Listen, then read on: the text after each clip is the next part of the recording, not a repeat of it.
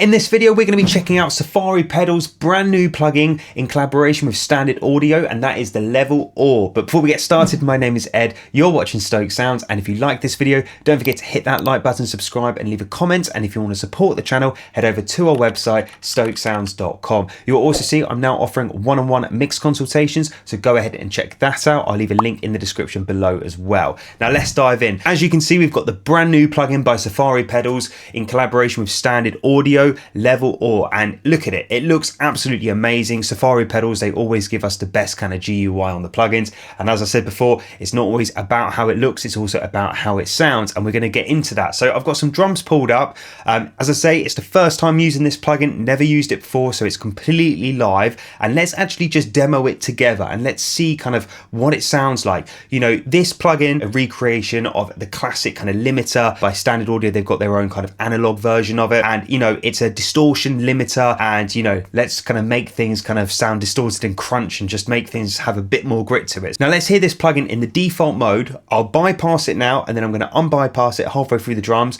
and then we're going to hear kind of just what the plugin sounds like with me not even doing anything.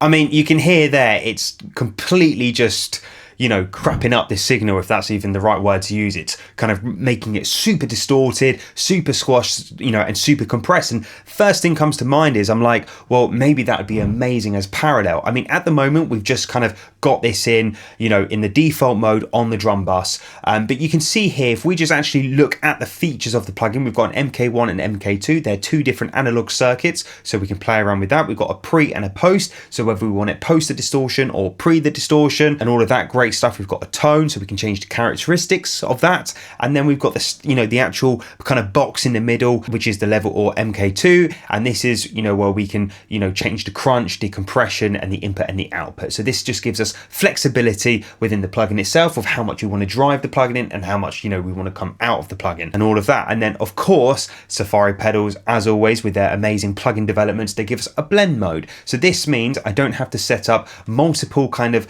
sends and auxiliaries to do parallel. I can literally throw this on my drum bus, and at the moment it's blended in at 100% in the default mode, but I can take that back and I can go to 50 or 40, or, you know, just kind of feed it in. Maybe I can automate it so this plugin kind of goes in on the chorus at 50% and then whacks up to like 80%, let's say, in the final chorus. We can do all of that great stuff, and the good thing about it is Safari Pedals have thought about this and they have put it in the plugin and made it super easy for us as engineers, mixers, producers to just at ease kind of blend their stuff in. Now I know they are not the first plugin to do that, but you'll be surprised at how many plugins do not have a blend knob on it. So yeah, thank you very much for that, Safari Pedals, for doing that. That is a great idea as always. So as you can see, we've got the two modes here. So if we just have a look in the default mode at 100% and just blend between the MK1 and the MK2, and we can kind of see how the different circuits kind of make the drums sound. So we'll go back to the chorus and let's play it.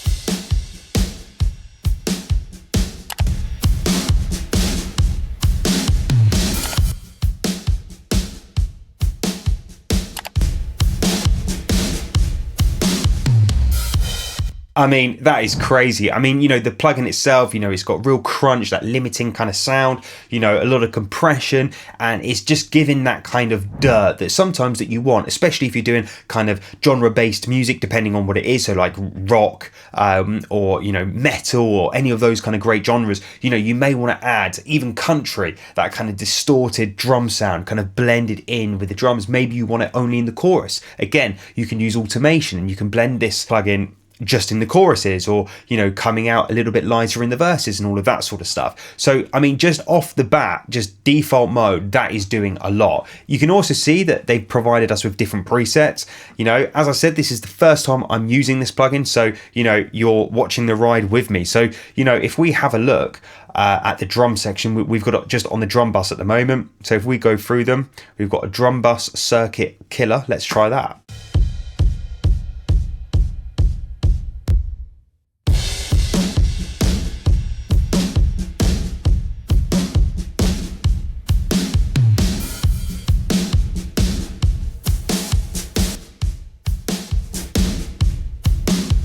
That was a really good one. I like that. Drum Bus Gentle Imapala, if I've said that right. That is really nice, that.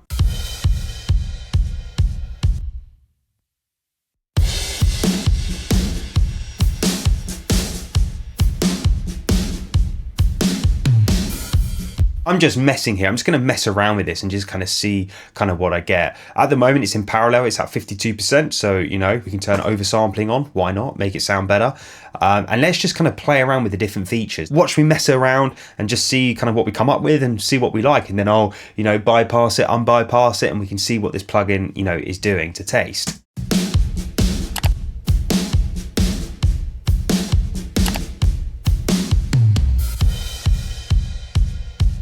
Let's make that as a loop.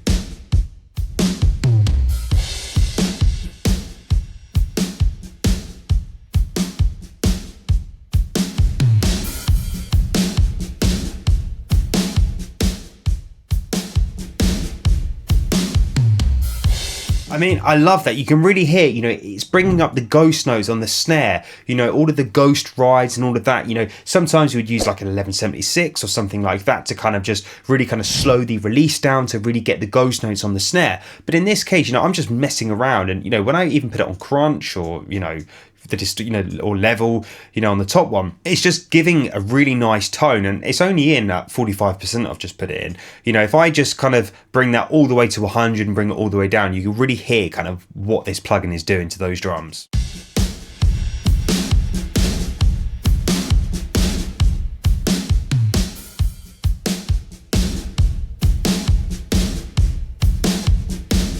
It's even kind of bringing up the room noise as well, which is really cool. You know, if you want to have more kind of room in the drums, it's bringing kind of it's kind of doing upward compression in a way. It's kind of bringing up the smaller things kind of to level. So although it's kind of reducing the dynamic range, because obviously that's what compression does, it's kind of bringing those kind of ghost notes, as I mentioned with the snare, just underneath over the whole thing, like even in the room mics, the overheads, and that's sounding great, that plugin.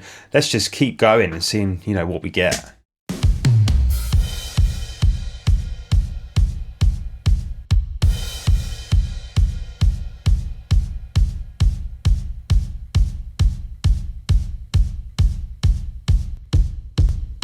Drum smash, let's do a loop again.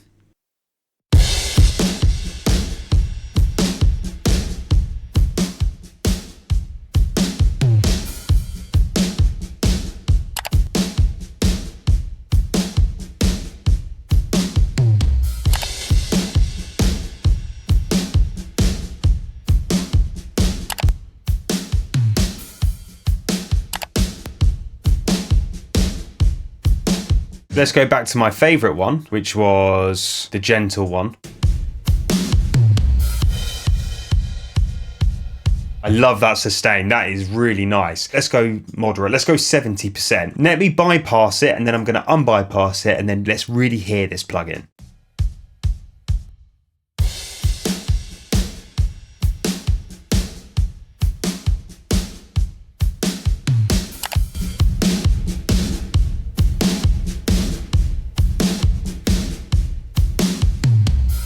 That just sounds so kind of dirty. I love that. I can really hear use for that. And again, it's all in one plugin, and it sounds amazing. It sounds just brilliant. I've got no words really. Fantastic job. Let's now try it on some bass. We've got the bass bus here. Let's put the the level or on the bass bus. Let's hear what this bass is doing in the chorus. So let's now try the same plugin but on the bass, and let's kind of see kind of what we get from it. Again, haven't done this before, so this is the first time that I'm loading this plugin up on the bass. So let's see if we're surprised by it. I'm going to have it in the default mode. It's currently bypassed. I'm going to unbypass it, and we're just going to hear what the general plugin does to a bass without even touching anything to do with the plugin.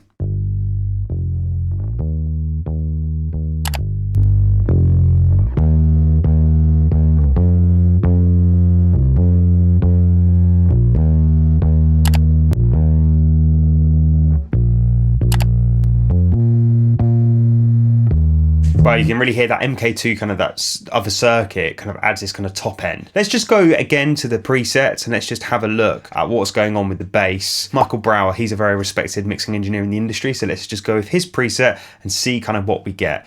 Let's have it on, and then I'm going to turn it off, and then we're going to hear what it's doing.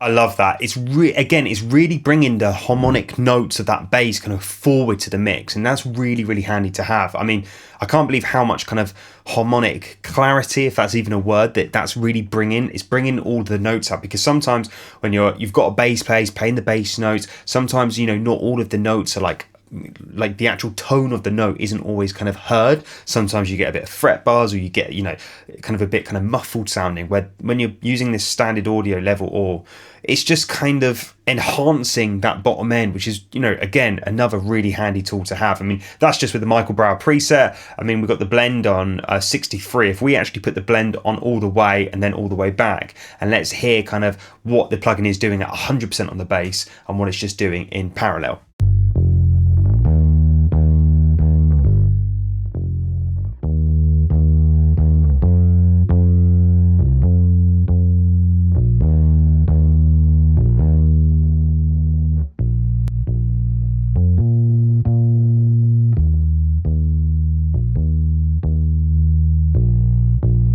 Sounds incredible. Let's just try some different presets now and go through the presets and see kind of what we've got. Let's start from the top, the Michael Brower one.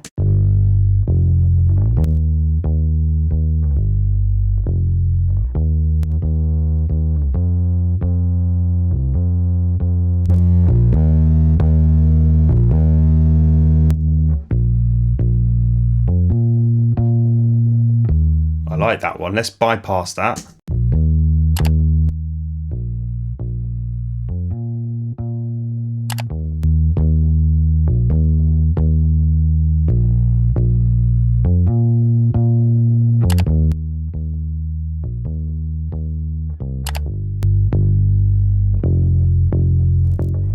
Now let's just go back into default and just do one where we're just messing with the settings we've got without using a preset, and play around and see what we get.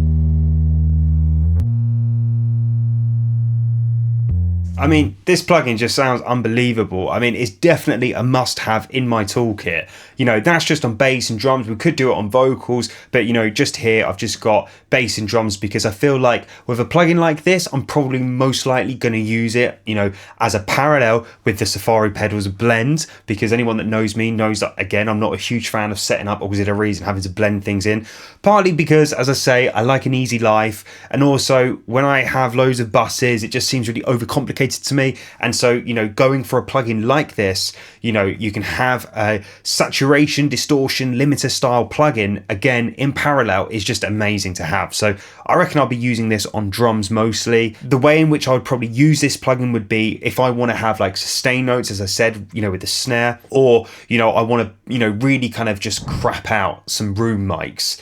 You know, when you get those kind of fast attack compressed room mics and it's just, you know, got a lot of this sustain, and I want to capture more of the room sound within the room sound. I hope that makes sense. I can capture more ambience by using a plugin like this. So it's one of those plugins where it's a great thing to have in your toolbox. I definitely recommend, you know, you trying this out yourself. And that's it. That's my take on the Level Or by Safari Pedals in collaboration with Standard Audio. Really hope you guys enjoyed this video. I'm going to be using this plugin a lot, so I will leave a link in the description below for you guys to check it out yourselves. Also, don't forget, if you like this video, please make sure that you hit that like button, subscribe, and leave a comment if you've got any questions about my kind of use of it, and, you know, and just any mixing questions in general, definitely leave them below. And also don't forget, I am offering one-on-one mix consultations, so head over to my website to get yourself booked in, and I'll see you again next week for another video.